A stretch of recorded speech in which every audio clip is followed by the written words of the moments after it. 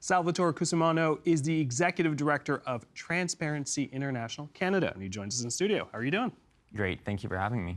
Great to have you here. Let's start off with, we're here to talk corruption. So I think it's fair that we start the conversation with a corruption scandal that's taken the headlines here in Toronto and broader. But what's your take on the Toronto police corruption scandal right now? I mean, I think it shows us, it's a really elegant, if unfortunate, illustration of how corruption works in Canada. Of course, the allegations haven't been proven yet, and anything I say today, of course, is really respectful of the due process that exists and the investigations that are continuing. But I think it shows you that with corruption, it takes two to tango. Okay. What I mean by that is that, on the one hand, when we talk about corruption, you do have public officials who have to be willing to engage in the behavior, people who are going to use their position of power or authority to personal, private, or potentially criminal benefit. On the other hand, you have just that, which is an actor or a party that motivates the corruption, in some cases maybe coerces the corruption. And in this case, we see, unfortunately, allegations of public officials serving the public who may have been tied up in behavior by actors who were looking to exploit a public institution for some very nefarious purposes. You use the word elegant. Help explain that. Well, I think it's elegant because, at Transparency International, we're the Canadian chapter of a global organization. And what's elegant is that it's a really, really clear illustration, if it's proven, of the vulnerabilities that our institutions face in Canada. On the one hand, I think the investigations hopefully will point to some of the sort of systemic tendencies that we could improve in our institutions. But on the other hand, it does show a rising concern with organized crime in Canada and the way that organized crime can really impact the integrity of our institutions. And so it's elegant in that sense because it's come out in public. We're fortunate to see it, and we do applaud the investigators who brought it to light. There's elegance in that too, that we see the impact of the resources we put into these types of investigations. But unfortunately, the downsides are evident as well. How in corruption in policing, is that rare in Canada? These are the institutions that would sort of be investigating corruption cases on their own. So we flip that case. Is it rare to see? That's a good question. And I think that, on the one hand, I hope that the investigations that are going on will tell us, hopefully, that this is an isolated incident in the Toronto Police and in Toronto area police services. But no, we've seen cases of corruption in police services in Canada. We've also seen issues of other types of misconduct that exist. Sometimes the two are linked. But I think the real takeaway here is that I think there's a sense sometimes in Canada that corruption, or the word corruption, refers to something that happens elsewhere, that it refers to something that happens in countries that are not democratic. I think what we see here is a real reminder that it is these types of public institutions that, in this case, are supposed to be identifying, prosecuting this type of behavior. Criminal organizations are targeting those entities as well, because they need to carry out the types of activities they're doing. These are vulnerable institutions, and if we let our foot off the gas, as these groups become more sophisticated, this type of behavior could become more common as well. But it does exist in Canada. It has existed, and we hope in this case it's isolated, but we'll have to see what comes out. All right, well, let's switch gears a bit. I want to zoom out and talk about the Transparency International's 2025 Corruption Perception Index. For people who aren't familiar with it, what is it? What's the methodology? That's a great question. So the Corruption Perceptions Index is it's probably the most discussed index on corruption in the world right now. Transparency International has been doing it for about 20 years. And what it basically shows is the perceptions of experts and business leaders vis-a-vis the perceived levels of corruption that exist in a country. Now, when I say perceived, it's not a direct measure of how many police scandals took place in the country. It's more a measure of what is the confidence and what is the degree of certainty that people have about what kind of place is Canada to do business? What kind of place is Canada to be a citizen and to expect accountability from its institutions. Now, what we saw on the rankings this year, 182 countries were ranked. Canada was 16th from the top. So you could say 16th best. I think if we're looking to Milano Cortina right now, we're not going to settle for 16th in hockey. Fair enough. But you know, I think it shows again this. It's sort of what you see in the police scandal is that when I say 16th, that's a downward trend, the lowest ranking ever for Canada since we started the index, and since we were able to kind of standardize the scores in 2012. It could still be a good score in a global context, you know, top 10%, but it's that trend we're worried about because we think it also reflects and tracks with declining public trust in our institutions and a perception that things aren't working in some way when it comes to prosecuting these types of crimes. And as an aside, you know, the fact that business leaders are involved in the types of indices that feed into our index, it should be a cause for concern at a time when Canada's trying to diversify its trade and investment partnerships.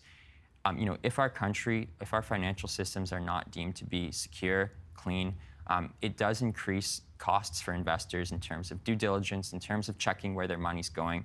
And you know, we really think on all aspects, public trust and investor trust, frankly, we need to do a much better job and turn the ship around. I don't want to make the same analogy of the Olympics here, but you know, it's hard not to compete or compare ourselves when we're looking at the list. How do we compare to other democratic peers? So one of the interesting things that came out this year is we saw a sustained trend of a similar decline among what you might call Canada's peer democracies, countries in the G7, some of its NATO partners, and so on. Now, again, on the one hand, you might be tempted to say, oh, well, what's happening here is not that exceptional. I think when you think back to, for example, what our Prime Minister talked about at the World Economic Forum, you know, you do see, in a sense, a threat that exists across many countries, a similar trend of declining public trust that we hope doesn't signal something deeper about how democracy in general is performing. We believe that Canada can be a leader in this community of countries. Our Prime Minister has certainly said he hopes that we can be. He intends for us to be. And I think this is one area where democracies really have to come together and identify what is it about our institutions that is not keeping the public trust, and how can we change that? When we look at sort of from that zoomed out perspective, from the global side, you talked about, you know, perception versus actual corruption. Can you give us some examples in terms of what a perception would look like versus actual when we look at maybe down that index when we get down to, you know, the bottom half of these countries? Sure. Maybe one thing I can talk about is the financial sector in a country. Another thing I could talk about is the type of corporate ownership transparency that exists. And these two things can go hand in hand sometimes. For example, one of the things that we can really see in the index coming through is what kind of confidence exists in who are people doing business with and where does money come from when it's flowing into Canada, through Canada and out of Canada. Now, the Corruption Perceptions Index is about public sector institutions. Right. That's important to mention. But these kind of broader questions around how well is it known what companies are doing business with the Canadian government or with the Ontario government, for example. We are fortunate at Transparency International to have been able to work with government at various levels to have a registry now of companies that are registered at federal level and in a couple of provinces, who's behind them, what data exists. We think that still there could be room to roll this out across all provinces. An issue that you'll see come into public sector corruption in Canada is that it is a complicated environment.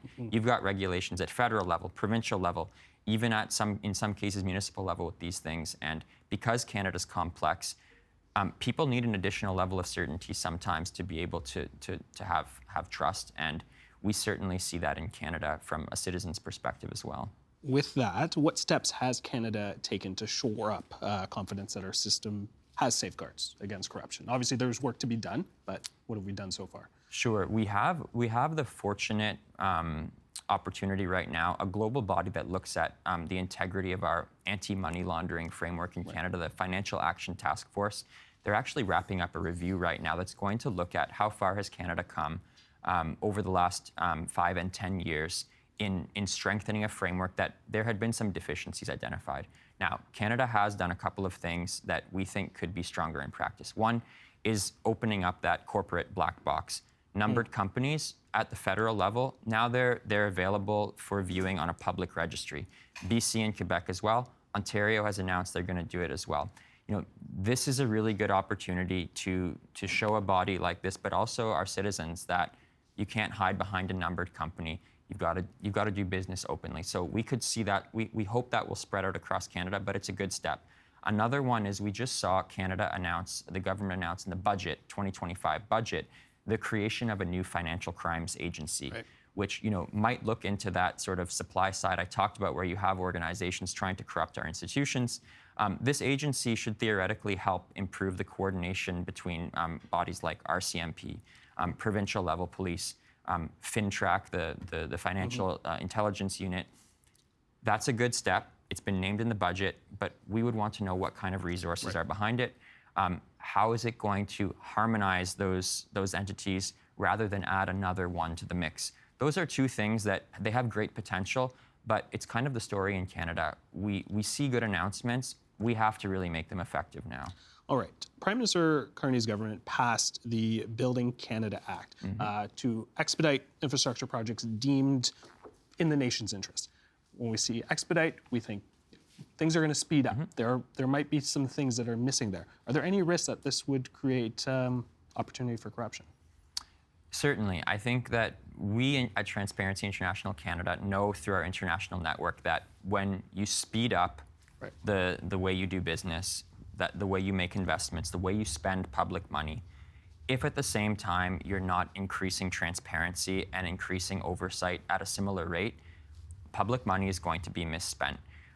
We could look at what happened during COVID, for example. I think that everybody knows some of the public misspending that took place. The name ArriveCan, while it should have been a source of pride for something that, you know, secured our country and improved our public health, it's now become an infamous name in terms of how our money is spent. That incident could be multiplied many, many times over if we don't manage this critical moment the right way. And so when we see the creation of things like, for example, a new defense investment agency, you know, that can be a very good way of helping improve our country's defense. But we need to make sure that when you do create these kind of channels, that there is an opportunity to be open with the public as much as you can with something as sensitive as defense, about where the money is being spent, that it's being spent competitively, and that it is actually, at the end of the day, improving our defense, because that's the bottom line. If we spend money and it doesn't improve our defense, that will undermine public trust. Same goes with infrastructure and many other priorities. Very quickly, when we're talking about Canada, it's hard not to have a conversation about the U.S. as well. To some, the U.S. has been the world's policeman to some extent. How have they been doing at policing corruption under this administration? Well, they've announced the rollback of the enforcement of certain laws that were instrumental in bringing people to justice, both in the U.S. and abroad. Now, I think what we'll see, it's still early to tell, if you can imagine, a year in. We have seen so much, but on this front, I think it's still early to tell where it'll go.